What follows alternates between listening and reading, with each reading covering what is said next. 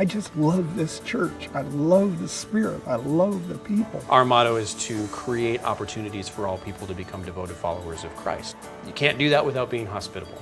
Ascension is like our second home.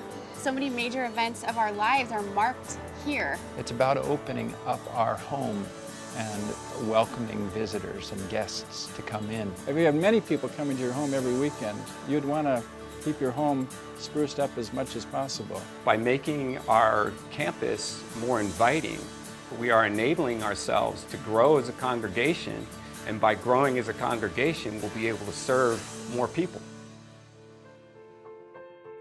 People are busier these days.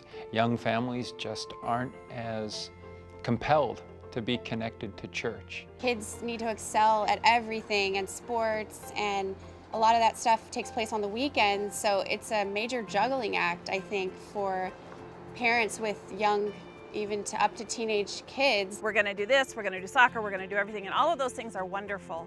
But there's no time for children to have downtime where they figure out who they are. We want to reach out to those folks because they're missing out. God's got something to say to them, and it's about abundant life. It's about joy. It's about having a sense of purpose. We asked individuals of the congregation, we asked the leaders of the congregation, and we said, who are we and where do we want to go? Out of that vision were several focus areas that emerged. One had to do with worship. There was evangelism and outreach. There was children, youth, and family ministries. We need to raise money for our dreams, and so that's why we're going into a capital campaign right now.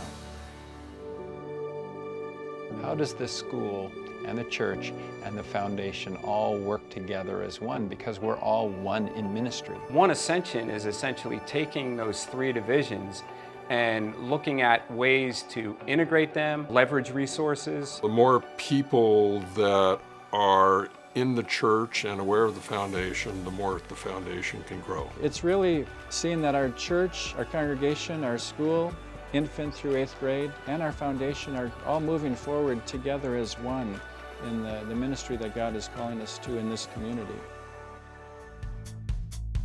First, we'd like to renovate the sanctuary. There's peeling plaster, the carpets are tattered. We tease each other when we're sitting on the pews, you know, we're like, oh my goodness, that keeps you awake. The sound equipment that we've been using for a number of years is outdated. The video equipment that we've been using is outdated. Fixing up the pews, putting a new coat of paint, putting new carpet in, fixing up the sound system, adding lights. We're not doing it because we want a pretty sanctuary. We're doing it because we need it. The second part of the project is going to be the permanent structures for the Early Childhood Center. So as we've grown, we've spread all over the place. We brought in a couple of modular buildings because we had quite a demand for our Early Childhood Center. We have a very extensive wait list. I would say that's the hardest part of my job, is telling people we don't have room to add your child to our community. What we want to do is expand the capacity to reach out and make those relational connections with families in the community. There's going to be an infant toddler wing and a 2s wing, and then there's going to be 3s, 4s, and 5s wing. So parents will be able to enter one space, and there's also going to be an entryway where parents can gather and they can talk to each other, they can connect. And the addition of a new preschool would be an ideal way to get new families in the door and transition them from the school to the church. Our preschool started the Nature Explorer program several years ago after they read Richard Louve's book, Last Child in the Woods, when Richard Louve says our children today are suffering from nature deficit disorder. We want them to understand nutrition and what God has provided for us. So that's why we are a certified Nature Explorer program. And studies show that students who get outside actually perform better inside. When I first came here, the thing that I really noticed was that I thought, well, gosh, we have our garden and they have the Nature Explorers, so I think a common thread would be that if we were to extend the Nature Explorer program up to our upper campus, so that's what we started this year. Martin Luther 500 years ago, he had fruit trees, he had a vegetable garden, and he and his wife, Katie Von Bura, they would have people over at their home and they would feed them from the produce of their land, and it would be a place of community and hospitality. There is this huge movement for sustainability, and so across the country we see this very big food and faith movement. I think revival could come to the church and letting people who are on the fringe come share a meal in the garden, come worship in the garden, and get connected to this community. The third phase will be expanding the East Narthex. The East Narthex is really the way people enter into the church most often. We're also looking at new bathrooms for that. We're looking at expanding the sacristy area, the chapel, and that's where the music room would come into play as well.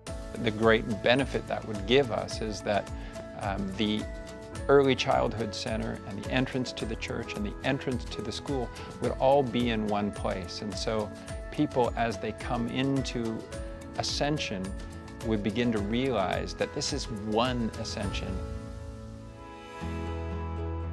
Young families are looking to connect. I think that's a really great thing, to really try to invite and encourage families with young kids and people who are going to really want to be a part of the Early Childhood Center and all of those things that the Capital Campaign is really trying to help and grow. The worship ideas that we have, outreach, youth, all of these things, they're all the ministries that we're passionate about and committed to, and we obviously want to see grow and thrive in Ascension, but that can't happen without resources.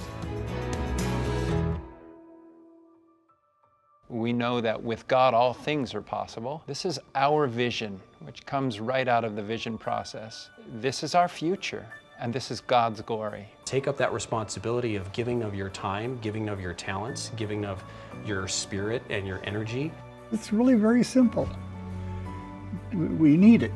And why do we need it? Well, because this church is growing. Today, it's our turn to invest in the future and to do these things that God is calling us to do so that future generations can look back at our generation and say, thank you back to them for what you did in those years to make it what it is today. I think we have an opportunity right now to leave a legacy.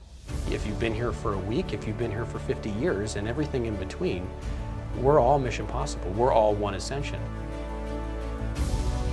Peterson Hall, which is our gym here on campus, is attributed to Pete Peterson. And he was one of the founding members of Ascension Lutheran Church. He was a no-nonsense kind of guy. One of the things he was strong on is when you did something, you didn't do it just for the flesh.